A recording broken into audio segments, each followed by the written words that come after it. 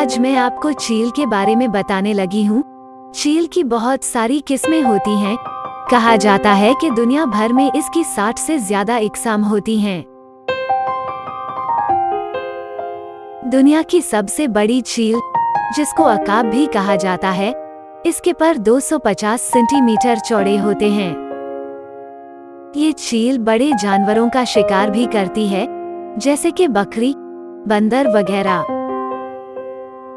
चील की नजर सबसे तेज होती है। वो 100 फीट ऊपर से जमीन पे पड़े पिन को भी देख सकती है।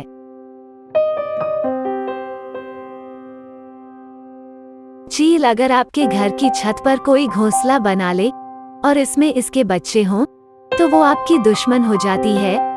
जब भी आप निकलोगे आपके सर पे हमला करेगी।